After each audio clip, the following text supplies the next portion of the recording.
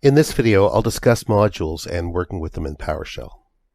Now, modules in PowerShell have two states, loaded and unloaded. And in order to work with a module, it has to be loaded. So if you want to see just the loaded modules, just type in get-module and press enter.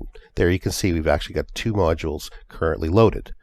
Now, to see the list of all available modules, you can type this, get-module with a space, and then -list available, and press enter. Now, as you can see, there are lots of them, and I'm just going to focus, pick one here.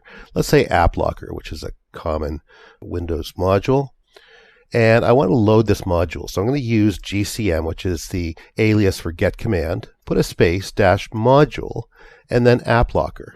You don't have to worry about capitalization because PowerShell isn't case sensitive.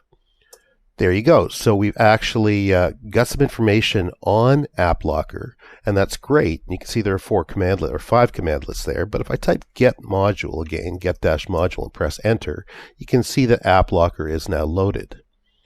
Now I'm going to remove it with the remove module command. So if you want to have that unloaded state with the module and you know it's loaded, you just type remove-module and then App Locker and press enter. And if I type in get-module again, there you can see that it's no longer loaded. Now what I want to do is actually load that up again. So I'm just going to use my arrow key here to bring up that command that loads up App Locker. There it is. And if you want to list the available functions for a module, you can use this command and it will display the available functions in the table. So what we're seeing here is the 5 different commandlets that work with this particular module. But if I wanted to see something else, for example, I'm going to use GCM-module and let's say branch cache and press enter. You can see all the available functions for branch cache. And as you can see in the left-hand column, these are actually all functions. And so that's great. It gives you the ability to be able to see right away when you load something exactly what's available to you once that module is loaded. And just to double check here, I'm going to type in get-module again. And as you can see, not only does it list all the available functions, but we've actually loaded the branch cache module with that command.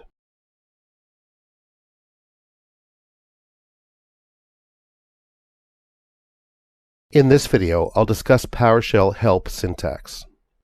At first blush, it may seem odd to discuss at great length a help file system, but when you understand PowerShell a bit better and the scope and breadth of its functionality, it becomes really easy to understand why help is an important topic when discussing PowerShell. The help system itself is expansive, and I'll suggest right off the bat that you'll find yourself turning to help more than you normally would with other applications, and that speaks to the all-encompassing power of PowerShell. Now, it all starts with get-help, the main help command in PowerShell, and you follow it up with whatever function, alias, or commandlet you need help on, and any applicable parameters. So here are a couple of examples. If you want help on the commandlet get-event-log, for example, you'd preface it with get-help, and surprise, surprise, get-help returns help on get-help. And I know that's a mouthful, but it's also a commandlet, and that's why it works. And it's important to know that PowerShell help is not limited to your local system. You'll use the local help a lot, but you also have the option of going online to delve deeper, and PowerShell help should be updated routinely because there's always new functionality and information that gets added to help. There are 2 alternate commands, man and help, that work too, but note that these only work for commands and they specifically show one screen at a time, similar to piping the more switch to the get-help commandlet. PowerShell help can also take advantage of numerous characters and the piping character. For example, the asterisk is a wildcard that works like it does in other applications, revealing everything. The pipe character is the shift of the / key, normally found above the enter key. And if you've done any work with Linux or Unix, then you'll be familiar with the pipe. You can use it with more to pause when the screen gets filled, using enter to continue one line at a time and space to continue one screen at a time. The question mark is used in place of get help, used for commandlet help. For example, get command with a dash and a question mark will display help on the get command commandlet. advanced syntax can dig right into help specific, like synopses, for example. And the example here searches the synopses of all help functions, commandlets, and aliases, and returns anything that contains the string path. The main takeaway here, as I kind of indicated earlier, is that mastering get-help is its own major topic, and it will become a regular part of your routine when you're working with PowerShell.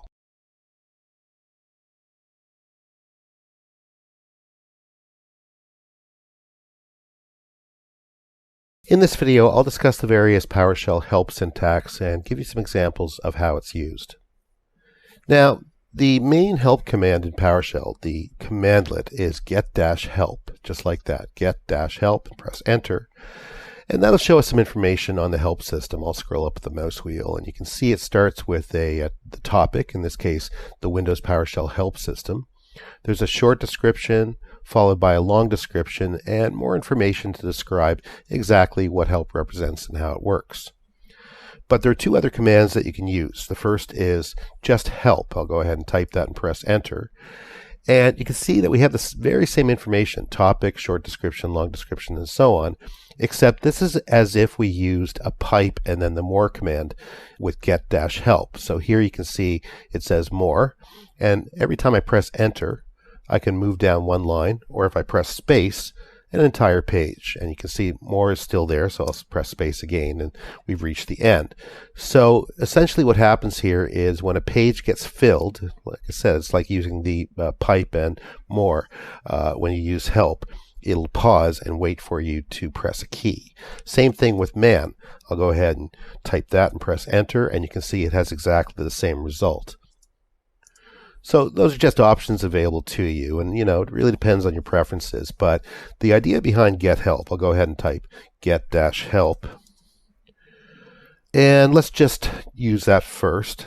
Once again, we get this information, but I don't want to do that. What I want to do is I want to see actual help on a specific topic. So I'm going to use the up arrow to bring that command back, and then put a space, and then type in server and press enter. Now what happens here is we see all sorts of information from the help system on anything relating to server-related activities. You can see in the name here, server, all the way down. Okay, so that will pull it out regardless of where the word server is in the actual function commandlet or alias. Now that's great, and if I wanted to get help, say, specifically on server manager, get-help, space, and then type in server manager and press enter. You can see that we have two functions from the help system that we can actually drill down on if we want to use PowerShell to do some sort of interaction with Server Manager. And I'm going to show you something that's a little bit complicated. This is where the syntax gets really complicated. It'll take some time for you to familiarize yourself with the syntax, but I'm going to use get-help. And what I want to do here is I want to dig into all the help topics that contain a string. In this case, I'll say path. So the string will be path. And I actually want to search the synopses. So not the actual command names themselves, but the actual synopses that the PowerShell help provides. So get-help space and then an asterisk. And here's where I use the pipe. So it's right above the shift key on the right-hand side.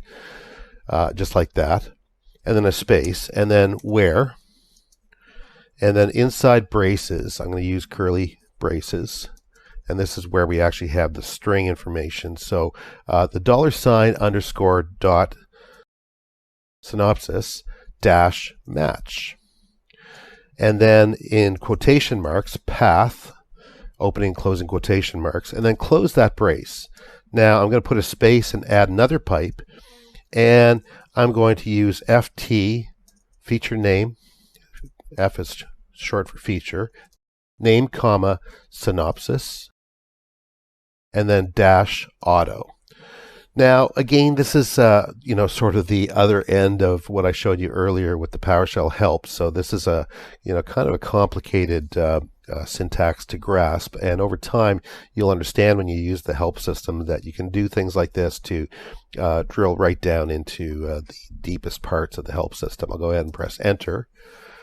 And it might take a second to search. And there you go. So what this did was bring back anything that under the synopsis, remember, we're not talking now about the name, we're talking about the synopsis that has the word path in it. And we see some ellipsis marks there. That just means there's more information in these actual commands.